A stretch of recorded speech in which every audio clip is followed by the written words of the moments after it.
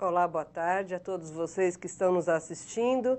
Bem-vindos a essa nova videoconferência sobre PEP, nossa terceira, coordenada pelo Programa Estadual de DST-AIDS.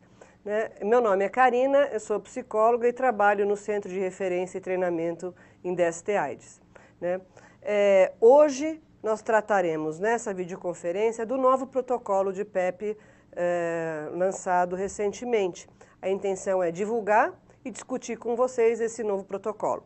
Estão aqui conosco hoje para apresentar as novas diretrizes e a PEP no contexto da prevenção combinada, a doutora Denise Lotufo Estevão, que é médica infectologista e gerente lá no CRT da Gerência de Assistência Integral à Saúde, e doutora Naila Janil de Seabra Santos, que é diretora adjunta da Gerência de Prevenção, médica sanitarista, não é, Naila? Médica sanitarista. Então, nós funcionaremos da seguinte maneira: teremos duas apresentações e, na sequência, teremos um espaço para interação com vocês. Essa interação, para quem está presencialmente nos polos, é só pedir a palavra ao operador, que ele fará a conexão aqui conosco. Quem está assistindo a videoconferência pelo computador, por streaming, poderá enviar as suas perguntas por e-mail, no e-mail que vocês estão vendo aí na tela, que é o fundap.vc@fundap.sp.gov.br, e a novidade, para quem está acostumado a assistir as videoconferências junto com a gente, que é poder mandar suas perguntas por WhatsApp no telefone 11 9 9604 7899, tá? Então anotem aí, no momento da interação vocês vão poder fazer suas perguntas, seus comentários, tirar suas dúvidas, ok? Vamos iniciar então essa videoconferência com as duas apresentações e só então abriremos para interação. Iniciaremos agora com a doutora Denise, que contará para a gente, explicará para a gente como é que está esse novo protocolo da PEP, o que mudou e, enfim, os principais pontos desse protocolo. Vamos lá, Denise? Boa tarde. Então, como a Karina colocou, é o protocolo clínico de diretrizes terapêuticas para a profilaxia antirretroviral pós-exposição de risco à infecção pelo HIV, que foi divulgado, agora o mês passado, julho de 2015. É um protocolo do Departamento Nacional de DST-AIDS e Hepatite Virais, juntamente com a Secretaria de Vigilância em Saúde do Ministério da Saúde. Antes de entrar no protocolo propriamente dito, eu acho importante a gente colocar que o nosso foco principal é a PEP sexual, e eu vou colocar o que a gente tem feito em São Paulo, Desde 2010 a gente lida com a questão da PEP sexual, e esses são os números de dispensação no estado de São Paulo como um todo. Então, a gente pode perceber que 2011 até 2015 vem num crescente, praticamente dobrando a cada ano o número de dispensações de antirretroviral, e sendo que 2015 é até abril só, por isso que está em 2.166. Com relação aos municípios que dispensam a profilaxia, também vem num crescente, de 2011 para cá, em 2014, com 95 municípios dispensando, e até abril de 2015, 84 municípios. Esse é a visão do Estado como um todo. Dos municípios prioritários, dos 145, 98 dispenso, que dá 68%, e essa é a visão do Estado de São Paulo. Só para contextualizar, quer dizer, a PEP está dentro do conceito de prevenção combinada, que hoje é uma realidade, que depois a Naila vai expor de uma maneira mais detalhada. É importante colocar que a prevenção biomédica, além da PEP, a PrEP, a TASP, faz parte hoje do cardápio de prevenção, e é muito importante que isso seja conversado. Então, Vamos iniciar com, na verdade, o que a gente tentou fazer é resumir o protocolo para facilitar o entendimento das pessoas que estão tomando contato agora com esse material, né? Então, o objetivo do protocolo foi atualizar as recomendações de PEP, né? Lembrar que foi em 2010 que foi lançado, né, o primeiro protocolo, então nós temos 5 anos que foi lançado e agora teve uma atualização no sentido de unificar as profilaxias. Foi uma coisa bastante lógica, né? Da mesma maneira que nós do Estado de São Paulo, desde o início, nós pensamos numa rede única, né? Agora a gente também tem uma profilaxia única para todos os tipos de exposição, sexual, ocupacional e violência sexual. Então isso é muito importante. Eu coloquei entre parênteses ali adultos, porque já houve muitos questionamentos, porque o protocolo de 2010 falava de prevenção em crianças também. Esse protocolo só diz respeito a adultos. A orientação para criança, principalmente em questão de violência sexual, continua sendo do manual de 2010. Lembrar que em situações de exposições ao HIV deve-se considerar outros riscos, né? Outros possíveis agentes, porque esse protocolo é basicamente, né, é bom colocar logo de início, vocês viram o título, é profilaxia para o HIV, né? Então, hepatite B, C, sífilis, gonorreia, clamídia, pode também, né, serem transmitidos, mas não consta aqui desse protocolo. Então, a indicação de PEP ficou de uma maneira bastante simplificada em 4 itens que devem ser levados em consideração com relação à avaliação do risco da exposição. Então, o primeiro deles é o tipo de material biológico envolvido, o segundo, o tipo de exposição, depois o tempo transcorrido entre a exposição e o atendimento e, por fim, a condição sorológica para HIV da pessoa exposta e da pessoa fonte. Vou falar cada um deles detalhadamente, né? Então, o tipo de material, a gente vai dizer quais são as exposições, quais são os materiais que têm risco de transmissão. Então, sangue, principalmente, e outros materiais que contêm sangue, o sêmen, fluidos vaginais. Líquidos de serosas, como peritônio, pleura, pericárdio, também são potencialmente infectantes, mas num nível, obviamente, menor do que o sangue, sêmen e fluidos vaginais. Com relação ao tipo de exposição, é o clássico, a exposição percutânea, né? O clássico acidente por agulha, né? Ou de mucosa, que pode ser por exposição sexual, mas também respingo nos olhos, nariz, boca, e também cutâneas envolvendo a pele não íntegra, esse é um fator importante, ou mordeduras com presença de sangue. Com relação ao tempo transcorrido, lembrar que realmente a PEP é uma consideração, é uma questão de uma emergência médica, né? Então, realmente tem que ser o mais precoce possível. Então, a gente fala, idealmente, nas primeiras 2 horas e até 72 horas. Aqui é importante a gente fazer um parêntese, porque as pessoas ficam com uma tranquilidade, até 72 horas eu posso ir amanhã buscar a PEP. Não, a ideia é que se busque o quanto antes. 72 é o limite mesmo, que depois desse tempo você não teria mais efeito de prevenção. O outro item, o último, é a condição sorológica para HIV, tanto da pessoa exposta como da fonte. Isso é fundamental, né?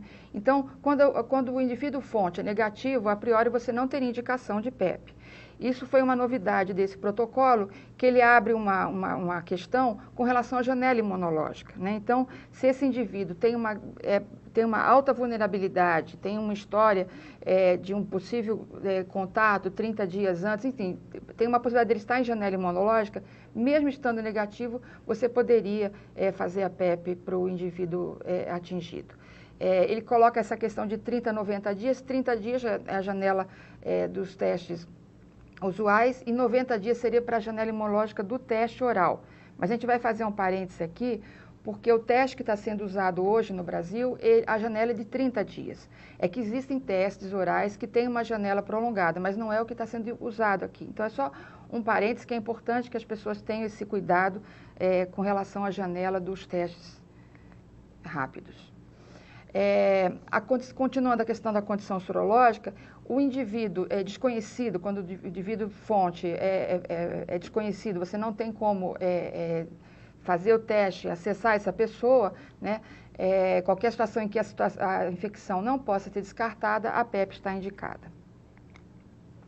E agora, tem um dado importante, que tem assim, meio escondido, mas que está ali nesse protocolo, é que logo abaixo dos 4 itens se coloca a seguinte recomendação, que eu acho, observação, que eu acho importante a gente frisar.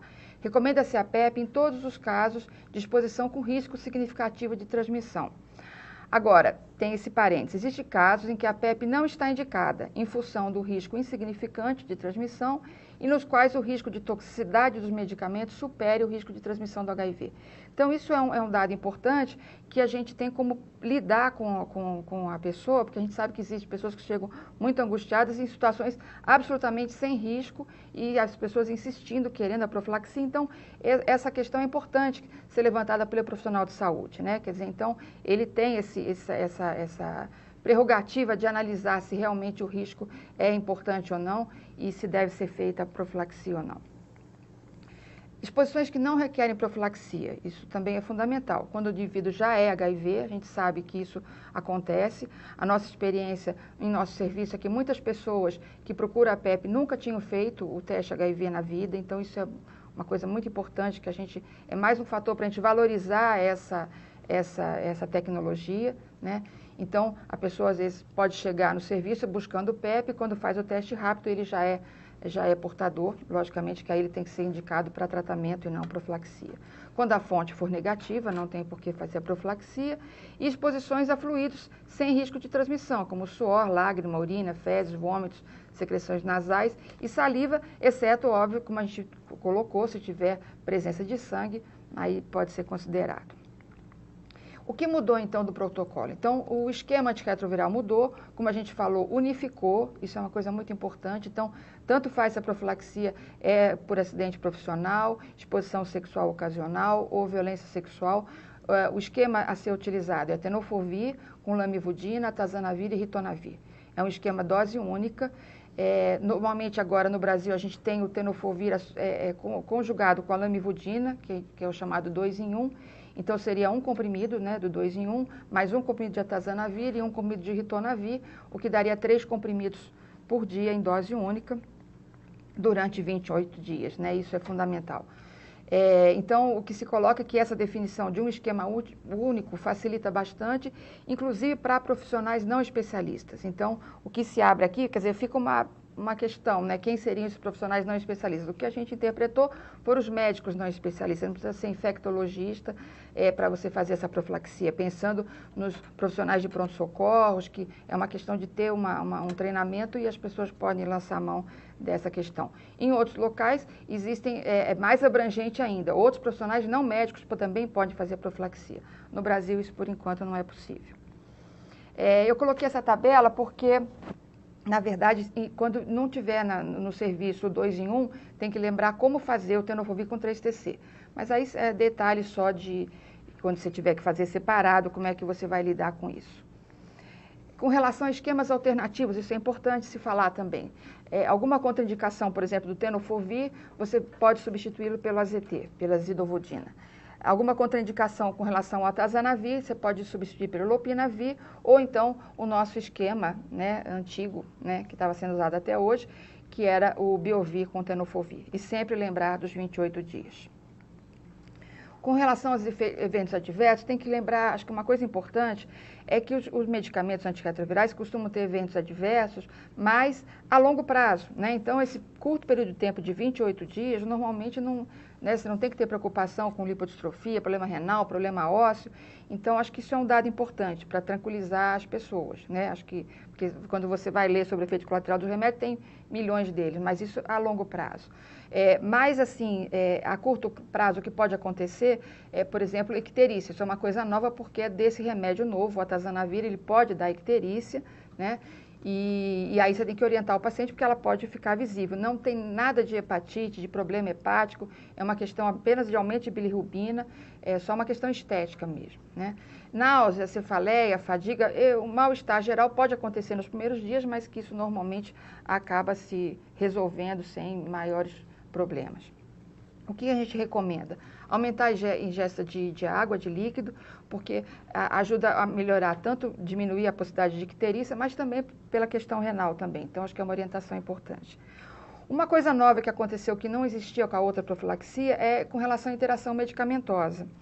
Então, isso é importante. Então, o profissional tem que saber, tem que orientar o paciente que ele não deve tomar omeprazol, porque existe uma interação com a atazanavir que pode diminuir muito a dose do atazanavir e aí inviabilizar a profilaxia. Então, não deve ser usado. Se a pessoa usa, né, o omeprazol, no caso, você poderia substituir, por exemplo, por ranitidina, mas espaçando bastante o tempo, né, fazendo pelo menos 12 horas de intervalo. Como é dose única, você pode tomar o antirretroviral de manhã, ranitidina à noite ou vice-versa. Quando a fonte é sabidamente HIV positiva, aqui é um dado muito importante que a gente tem que parar para refletir e entender bem isso. Se a pessoa não tiver em uso de antirretroviral, né, ou tiver com carga viral indetectável, você faz o esquema padrão, que a gente já falou, tenofovir, 3-TC, atazana com ritona. Agora, se a carga viral estiver detectável, aqui que é a parte mais importante mesmo. Essa pessoa está em falha, então aqui tem que acender uma luz vermelha mesmo e você tem que usar o raciocínio como se fosse um esquema de resgate. Logicamente que os médicos de pronto-socorro, CTA, enfim, que não estão habituados com essa situação, o que deve ser feito? Usar o esquema usual, né, o habitual, e encaminhar rapidamente para um serviço de referência, preferencialmente até o local que o próprio paciente-fonte é acompanhado, porque aí vai ter que haver um raciocínio de resgate. A gente sabe que isso é fundamental. A gente teve em São Paulo, não sei se foi esse ano ou ano passado, uma profissional que se contaminou porque a fonte era HIV positiva e estava em falha, né? Então, não adiantou fazer o esquema usual e ela se contaminou do HIV. Então, esse dado é muito importante de se frisar. Quando a carga viral está detectável, você fazer um raciocínio de resgate com drogas potencialmente sensíveis. A adesão é a grande questão, a gente sabe o quanto é difícil, na literatura a gente vê uma adesão bem ruim, né, dos 28 dias, então é uma coisa que a gente tem que trabalhar muito. Uma coisa que foi levantado, né, os estudos mostraram que a melhor estratégia é você liberar para 28 dias o medicamento. Diferente do que a gente falava antigamente, que era liberar 7, 10 dias até para a pessoa voltar ao serviço, isso na verdade não foi uma boa estratégia, então hoje a gente orienta a liberar pelos 28 dias já. Agora, lembrar que numa unidade de emergência, que faz o primeiro atendimento, ela pode liberar por 3 a 5 dias, até que a pessoa, né, e tem que estar bem amarrado essa indicação para a pessoa procurar o serviço que vai ser o segmento. Então, a questão da adesão é um desafio, né, que aí as pessoas têm que trabalhar, se telefona antes. Uma coisa que a gente tem feito no nosso serviço é telefonar 1 dia, 2 dias antes da consulta para lembrar a pessoa, mas é um desafio que a gente tem que trabalhar, porque não adianta a gente fazer a PEP e a pessoa não tomar pelo tempo adequado, que realmente tem que ser 28 dias. Se você tomar por menos tempo, você não vai ter a proteção esperada. Outras medidas que são importantes, lembrando que esse documento é um documento para que embarca todas as profilaxias, então tem que lembrar cuidado com a área exposta, por exemplo, um acidente por agulha, então a questão de um sangue que respingou no olho, lavagem, enfim, esses cuidados. Anticoncepção sempre é fundamental, uma relação heterossexual sempre oferecer a anticoncepção de emergência, lembrar disso. A profilaxia das infecções sexualmente transmissíveis, no caso de violência, é indicado você fazer todas as profilaxias. E imunização para o teto, na questão de mordidas, enfim, aproveitar o momento para poder colocar todas essas coisas em dia. Com relação à gestante, se o acidente foi com uma gestante, os antirretrovirais recomendados não há contraindicação, você pode prescrever para gestante, só se coloca uma parte com relação à amamentação, que aí a orientação desse protocolo é interromper a amamentação. Eu acho que isso né, no momento, talvez daqui a um tempo não seja mais isso, mas é isso que está no protocolo. Lembrar sempre das notificações, né? Porque no caso de acidente ocupacional tem que notificar pelo SINAM, a violência sexual tem a sua notificação, se teve o HIV positivo tem que notificar, isso faz parte do atendimento. Com relação ao segmento, então, tem que lembrar da toxicidade dos antirretrovirais, aquilo que mais ou menos a gente já colocou, não ficar muito preocupado com questões, a menos que a pessoa tenha alguma condição pré-existente, né? Que aí você tem que avaliar. Mas, se não, 28 dias desses remédios não tem maiores problemas. Lembrar que às vezes você pode ter, a pessoa está no período de janela, né? Então, às vezes ela está com algum sintoma e é um sintoma de infecção aguda, isso tem que ser pensado. Tem que ser conversado com relação à prevenção secundária e os exames, né? Outra novidade desse protocolo é que você consegue liberar o indivíduo em 90 dias. Porque a ideia é você repetir o HIV em 30 dias, depois 90 dias. Então, em 3 meses, você pode liberar o indivíduo. Diferente de como era antigamente, que eram 6 meses a alta, né, do procedimento de PEP. Os exames que são colocados nesse protocolo, hemograma, transaminase, ureia, creatinina, glicemia, né, são exames assim, que eu acho que para o momento inicial são até importantes, até para você poder descartar uma possível problema posteriormente. Por exemplo, essa semana mesmo no nosso serviço teve um paciente que, no exame de início, estava com uma transaminase altíssima e é importante saber que isso já era uma questão prévia, né? Não foi pelo antirretroviral, né? Então, é mais por conta disso.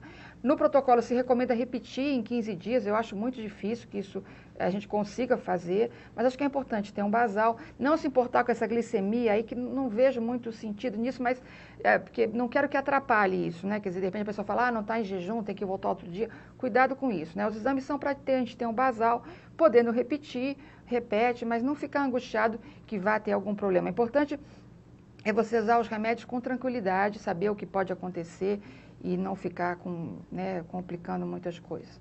Com relação à testagem posterior, né, lembrar que pessoas que têm um risco continuado, isso é um conceito importante que a Naila vai estar falando, né, dentro da prevenção combinada. A gente sabe que hoje em dia o teste é uma metodologia de prevenção. As pessoas usam o teste como prevenção. Então, pessoas muito vulneráveis, né, quer dizer, não é só você fazer com 90 dias, libera aquela pessoa, né? É até uma ideia que a gente tem, que se trabalhe com essas pessoas mais vulneráveis, né? Então, essa ideia de repetir o teste é uma coisa bem esperta, né? Pessoas que relataram exposição de risco dentro do período de 30 dias, que estariam em janelas, orientar a repetir, se a mulher estiver grávida, e as pessoas com teste indeterminado, isso é óbvio, repetir o teste. E acho que é isso, acho que eu fui bem rápida, porque a gente sempre fica numa expectativa de poder abrir para discussão, a gente quer muito ouvir o que as pessoas estão achando. Está muito recente, né? Acabou, foi o mês passado que foi publicado, né? Foi divulgado pelo departamento esse material, e a gente está querendo, né, conversar, tirar dúvidas, enfim, trocar mesmo experiência. Então, acho que eu vou parar por aqui, deixar a Naila estar falando, e depois a gente retoma para as perguntas. Obrigada.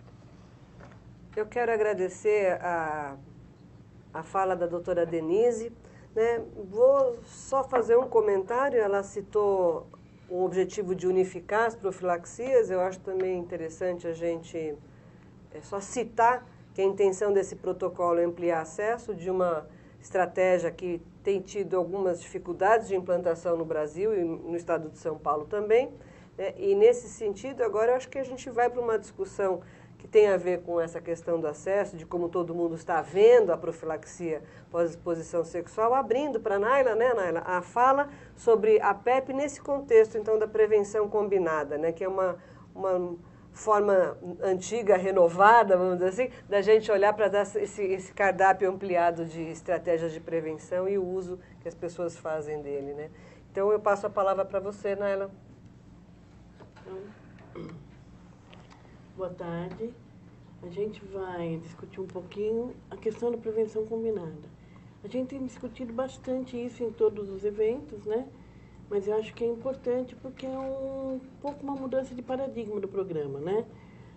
A gente hoje fala muito na questão da gestão de risco, né? Então, o que viria a ser a gestão de risco? Que é uma estratégia de prevenção que tem por finalidade aumentar o grau de autonomia da pessoa para quem se dirige a ação de prevenção, dar ao indivíduo a possibilidade de escolher ou de decidir que tipo de prevenção ele vai poder usar, tá? E aí a gente está falando da prevenção da transmissão sexual. Obviamente, isso não se aplica para a prevenção da transmissão vertical ou etc e tal, que tem protocolos específicos e comprovadamente eficazes, etc e tal. É para a prevenção da transmissão sexual, né? Ela está baseada, então, no direito de acesso de informação para as pessoas. Então, o que a gente tem discutido sempre com os serviços é assim, vamos dizer às pessoas o que a gente sabe sobre prevenção, quais os métodos que a gente tem disponíveis hoje, que métodos ela poderia usar, né? O indivíduo tem direito de ter acesso à informação, obviamente o serviço tem que dar acesso aos meios de prevenção e o indivíduo tem o direito de escolher o método que ele julgar mais adequado à sua necessidade. Tá? Se a gente pensar nas propostas clássicas de prevenção, quem está na AIDS há mais de 10 anos, vamos falar assim, a gente só falava de preservativo antigamente. Preservativo, preservativo, preservativo. Use preservativo em 100% das relações. Né? Esse discurso, ele teve um avanço, né, do uso de preservativo na população brasileira, e se a gente pegar as últimas décadas com as décadas anteriores à epidemia de AIDS, um avanço enorme de uso de preservativos na população. Só que o que a gente observa é que ele tem um limite, né? Avançou, avançou, avançou, mas ele tem um limite. Porque na prática, ninguém usa preservativo em 100% das relações durante toda a sua vida. Né? Então, a gente começou a perceber que a gente tinha que buscar outras formas de relativizar esse discurso. Né?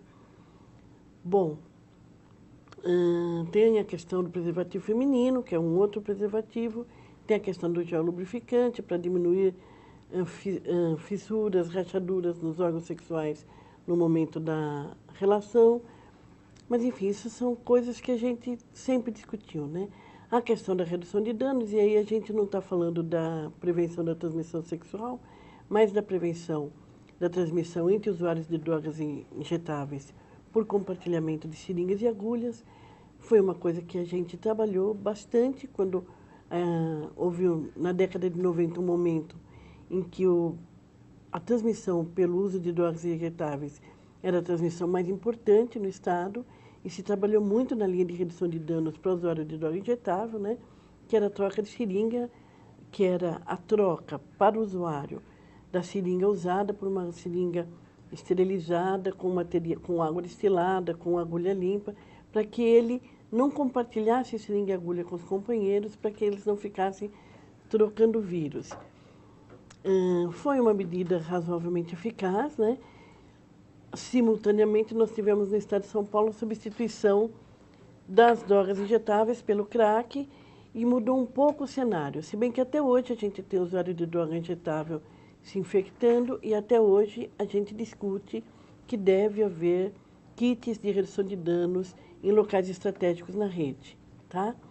O tratamento das DSTs por abordagem sindrômica é uma outra proposta clássica muito importante, porque todo mundo sabe que as outras doenças sexualmente transmissíveis aumentam a possibilidade do indivíduo se infectar pelo HIV, e na medida em que você trata o maior número possível de doenças sexualmente transmissíveis, você vai diminuir a porta de entrada do vírus do HIV para as pessoas, para a população de um modo geral. Tá? Imunização para hepatite B, que aí é uma profilaxia para hepatite B especificamente. Trabalhamos muito com aconselhamento e educação de pares, oficinas de sexo seguro e profilaxia pós-exposição para acidentes de trabalho, tá? Foi assim que a gente começou a trabalhar a PEP, era só para acidente de trabalho e violência sexual, né?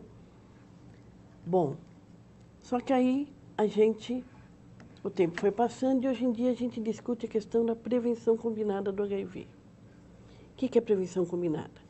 A gente tem várias formas, hoje em dia, de discutir prevenção, de propor medidas de prevenção para o indivíduo. Tratar DST é uma, redução de danos é outra, preservativo é uma. Mas a gente também tem a questão, como a Denise pontuou, de usar o teste como um instrumento de prevenção. Aí as pessoas sempre falam, mas o teste previne a infecção pelo HIV? É claro que o teste não previne a infecção pelo HIV. O teste faz detecção precoce da infecção pelo HIV. E fazendo detecção precoce, você vai instaurar medidas de tratamento que levarão o indivíduo a não infectar outras pessoas. Né? para o indivíduo é uma coisa bem importante, né? Porque uma das coisas que assusta, que deixa ansioso o paciente HIV positivo é a possibilidade dele infectar seus parceiros afetivos, sexuais, tá? Hoje em dia, a gente discute muito a questão do tratamento dos antirretrovirais como prevenção para o HIV. O que é isso, né?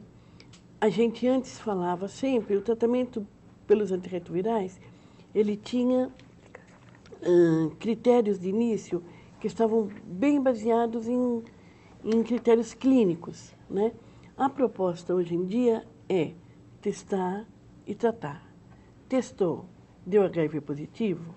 Se o indivíduo entender a proposta, se o indivíduo concordar com a proposta, se o indivíduo concordar em usar antirretrovirais, quiser usar antirretrovirais, a gente tem indicação de começar os antirretrovirais em todo paciente que faz o diagnóstico do HIV, independente da condição clínica, da carga viral e do nível de CD4 que o paciente apresente. O que a gente consegue com isso? Reduzir a carga viral a níveis indetectáveis e no momento em que a carga viral está em níveis indetectáveis, esse indivíduo, eu não vou dizer que ele não é mais transmissor, mas com certeza ele transmite, a possibilidade dele transmitir a infecção pelo HIV por via sexual é muito pequena, né? Os médicos têm bastante medo de falar isso, né? Por que médico tem bastante medo de falar isso? Porque a gente se sente responsável pela vida do outro. Aliás, médico é para se sentir responsável pela vida do outro mesmo. Só que a gente não pode, por causa do nosso medo, omitir informação, né? Os estudos mostram que indivíduos com carga viral indetectável, nos últimos 6 meses, não tiveram nenhum episódio de doença sexualmente transmissível, não tiveram infecção oportunista, etc. Tal, eles têm uma carga viral tão baixa que a transmissão é baixíssima. A possibilidade de transmissão é quase igual a um indivíduo HIV positivo transando de preservativo, né? A possibilidade de transmissão com o indivíduo numa relação sem preservativo é muito baixa, é quase igual à possibilidade do indivíduo que transa com preservativo.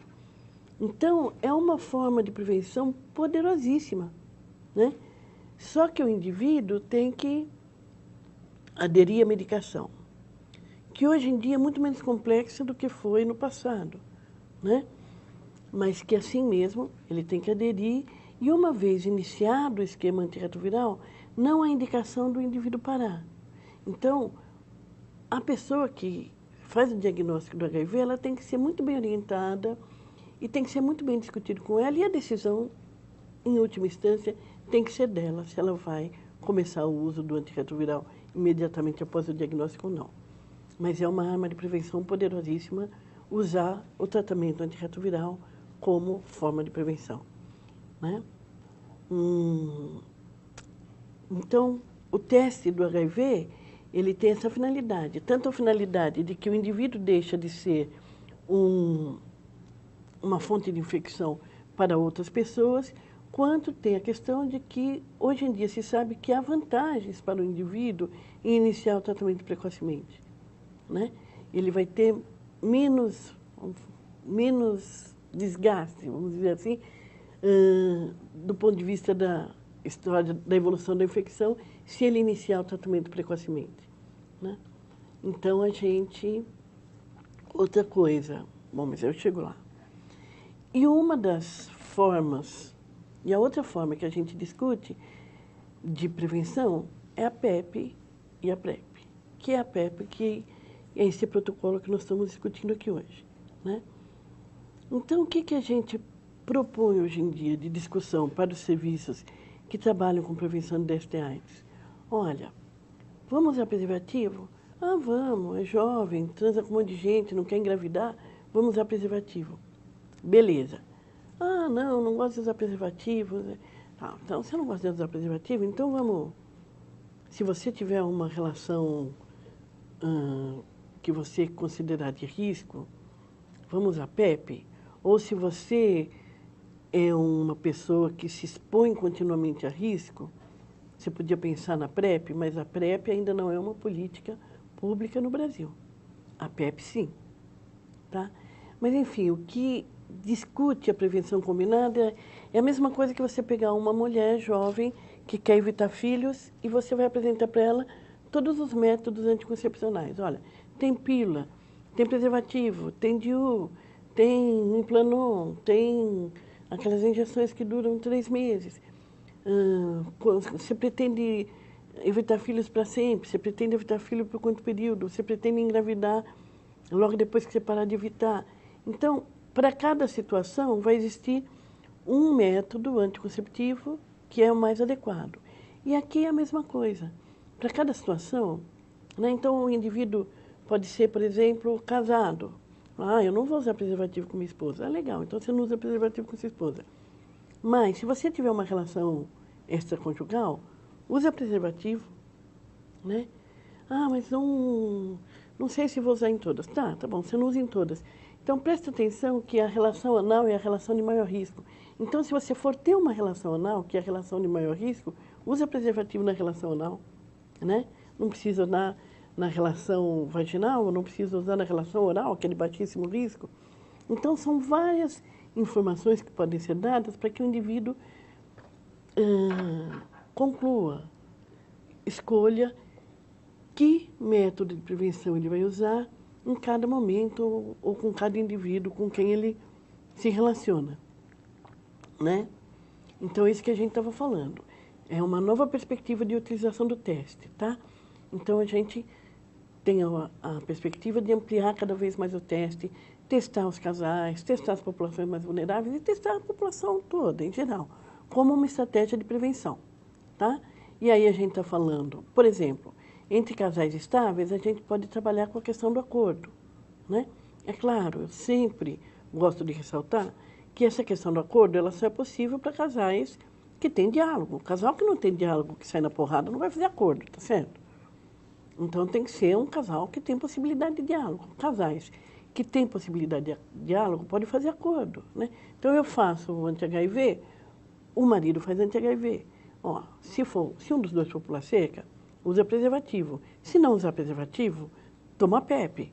E nesse 1 mês que está tomando a PEP, evita a relação, usa preservativo com a esposa, né? Aí, é claro que todas essas coisas são sensíveis, dependendo dos acordos que os casais fazem, né? Bom, e a prevenção secundária, no caso da gente usar o teste como perspectiva de prevenção, é o diagnóstico precoce e a melhoria da qualidade de vida do indivíduo que fez o diagnóstico de infecção pelo HIV, tá? Então, é isso que a gente estava discutindo. A gente tem estratégias, escolhas que a gente pode fazer para diminuir o risco em determinado momento das nossas vidas, com determinados parceiros, em determinadas situações, em que o indivíduo não consegue, ou não pode, ou não quer usar preservativo, tá? O acordo é aquilo que a gente já conversou, que parceiros sexuais fixos fazem acordos para se proteger, então podem acordar, por exemplo, de entre si só usar preservativo em relações anais, nas outras relações não usar preservativo. Se for ter uma relação externa, extraconjugal, usar preservativo. De vez em quando, a cada ano, cada 2 anos, os dois refazerem o teste. São acordos, tá? Bom, tem gente que também usa o teste para escolher com quem vai usar preservativo. Então, por exemplo, ou com quem vai transar, tá? Tem pacientes HIV positivos que preferem transar com outras pessoas que sejam HIV positivas também, tá? Ou tem pessoas que, se o parceiro for HIV positivo, usa preservativo. Se o parceiro for HIV negativo, não usa preservativo. Então, o teste, hoje em dia, ele é utilizado em várias estratégias de prevenção, tá? E a questão da hierarquia de risco, sempre, né? Então, tem gente que a gente sabe que a relação anal tem um risco maior do que a vaginal, que tem um risco maior do que a oral, tá? Então, o risco da oral é bem baixinho, né? Então, se tiver que abrir mão do preservativo, abre na oral, né? Não, mas aí eu na vaginal também não gosto. Tá, não usa na vaginal. Mas para não usar preservativo na vaginal, tem algumas questões. Por exemplo, se a mulher estiver menstruada, a menstruação é um período que fragiliza a mulher para se infectar por qualquer doença sexualmente transmissível, tá? E também, se a mulher for infectada, a presença de sangue potencializa a possibilidade dela infectar o parceiro, tá? Então, por exemplo, transar de preservativo no período menstrual é uma boa estratégia, né? Então, são coisas que a gente pode fazer, né? Por exemplo, enquanto deu tesão, quer transar, pode fazer um monte de coisa e não fazer prática penetrativa, tá? Ou fazer só relação oral e carinho e masturbação mútua e outras coisas e não fazer a prática penetrativa. Ou fazer coito interrompido. Aí vão falar assim, nossa, que coisa antiga, isso é do tempo dos meus avós, coito interrompido. Só que nossos avós faziam coito interrompido para diminuir a chance de engravidar. Aqui a gente está falando de diminuir a chance de adquirir HIV, porque você vai ter menos secreção na relação, né?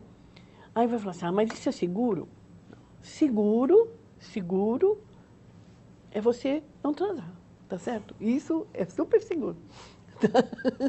Mas, ou então você usa preservativo em 100% das relações durante toda a sua vida. Aí é mais seguro. Mas essas ações, elas não dão 100% de segurança, gente. Elas vão diminuindo a probabilidade de infecção. Mas a gente trabalha com a ideia de que alguma proteção é melhor do que nenhuma, né? Principalmente porque a gente sabe, por estudos, por experiência, pela vida, que a imensa maioria das pessoas não usa preservativo em 100% das relações o tempo todo na vida, tá? Então, só para falar das novas tecnologias biomédicas que entram no rolo da questão da prevenção, a gente tem a questão da circuncisão, né? Que é a retirada do prepúcio, do pênis masculino, lógico, não existe pênis feminino, que, retirando o prepúcio, que é aquela pelezinha que recobre a cabeça do pênis, a gente vai ter uma queratinização da mucosa da cabeça do pênis. E isso vai fazer com que seja mais difícil para o HIV atravessar a mucosa peniana. Mas não é impossível, ele ainda pode atravessar pela entrada da uretra, tá? Então, a circuncisão, ela diminui a chance do homem se infectar pelo HIV. Mas se ele estiver infectado pelo HIV, a circuncisão não protege em nada a mulher com quem ele está transando, tá? Por isso que as feministas deram um levante quando entrou a discussão da circuncisão, porque ela protege o homem. Mas se a gente pensar em termos de população, né, na medida em que diminui a infecção entre os homens, obviamente, na sequência, diminui a infecção entre as mulheres, né? Mas não de uma forma direta. A circuncisão não é indicada como política pública no Brasil, né? A indicação da OMS é que ela seja feita em países com alta prevalência e epidemia predominantemente heterossexual, vamos combinar que é na África, tá?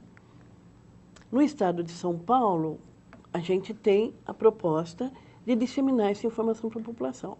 Então, as mães que quiserem circuncisar os seus meninos, os rapazes que têm lá o seu convênio e quiserem fazer circuncisão, tá?